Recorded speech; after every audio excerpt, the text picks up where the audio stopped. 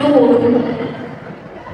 Dumateng panjenenganipun Bapak saha Ibu Dewan Juri ingkang pantes siputa ing negeri.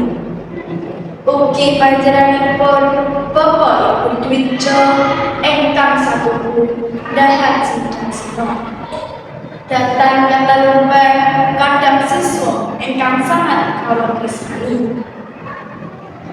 Mugi tinipena ing tulasane dene kula cuma tonton madhep gembel kamardikan saha amanipun sami mawan pangandikan.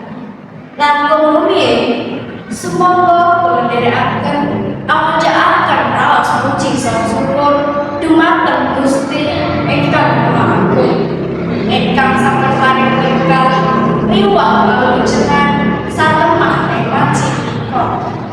Kita sedaya saged nyempal panggilan wonten papan menika kanthi manggih rahayu wilujeng ing sami kala.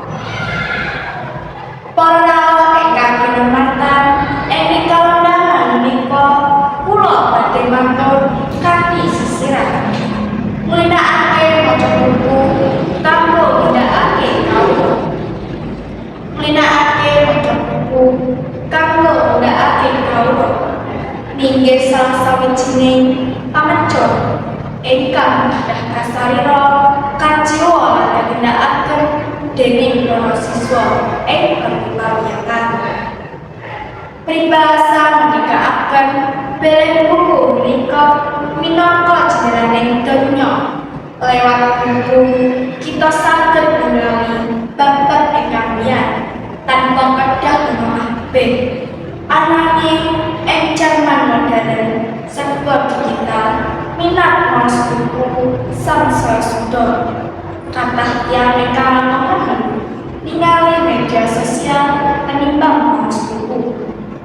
Para ingkang kinurmatan, menapa sebabipun kita kedah gunakaken maos buku? Sepindah inggih punika saged nindakaken wawasan kanthi sregep maos buku.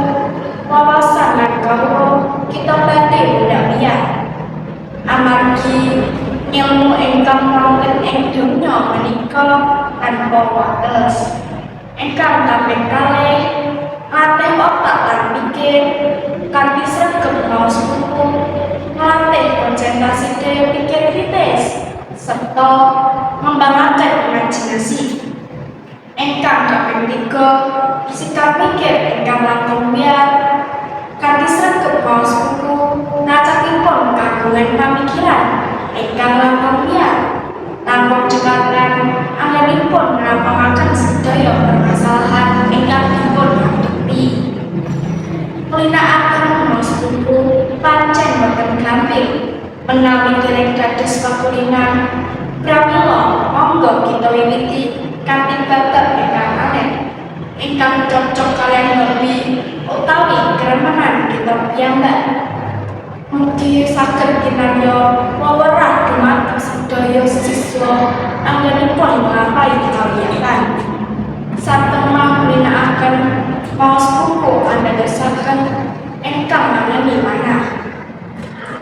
Monggo kula nderekaken manunggalaken cipta, rasa, budi, miwah kangsa kinarya gegaraning kautaman minangka adeg-adeg bangsa. Minangka pungkasaning ngatur kula mengkono kathah kekiranganipun ingkang menika wonten kirang kapsila jawaning bangsa tunanung kaping atur mawantu-wantu nyuwun angguning pangaksawi upat dipilih santen sedaya lepat nyuwun pangapunten. Nuwun. Wassalamualaikum warahmatullahi wabarakatuh.